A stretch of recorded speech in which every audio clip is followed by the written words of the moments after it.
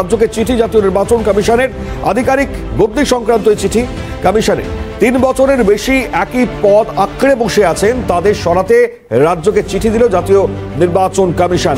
আরো বিস্তারিত আমাদেরকে জানাবেন খালেদ জামাল রয়েছেন টেলিফোন লাইনে। খালেদ, কি খবর?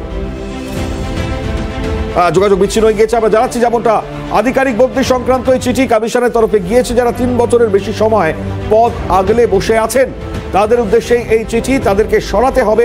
রাজ্যকে চিঠি দিল জাতীয় নির্বাচন কমিশন এবং সেই চিঠির প্রতিলিপি আপনারা দেখতে পাচ্ছেন। রাজ্যকে জাতীয় নির্বাচন কমিশনের এই চিঠিতে স্পষ্ট উল্লেখ রয়েছে যারা আধিকারিকরা রয়েছেন তাদেরকে বদলি করতে হবে, কারণ কি এবং এই বদলি সংক্রান্ত সামগ্রিক তথ্য তার উপস্থাপন করেছেন এই চিঠিতে। খালেদ রয়েছেন টেলিফোন লাইনে আমাদের প্রতিনিধি। খালেদ, কি উল্লেখ রয়েছে আর চিঠিতে?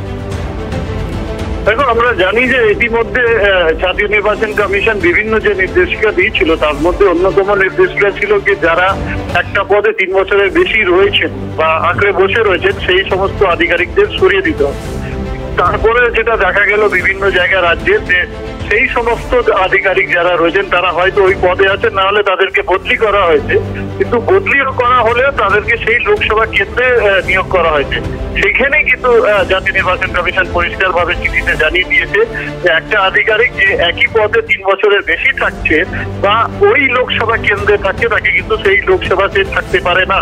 এইরকমই নির্দেশিকা কিন্তু ইতিমধ্যে জাতীয় নির্বাচন কমিশন সমস্ত রাজ্যকে দিয়েছে, যাতে নিরপেক্ষভাবে নির্বাচন পরিচালনা করা হয়। তার সেই ক্ষেত্রে যারা সরাসরি নির্বাচনী কার্যবিধির সঙ্গে যুক্ত রয়েছেন সেই সমস্ত আধিকারিকদের কিন্তু সেই লোকসভা কেন্দ্রে নিয়োগ যাতে না করা হয় সে নির্দেশই কিন্তু আবার জানিয়েছে জাতীয় নির্বাচন কমিশন।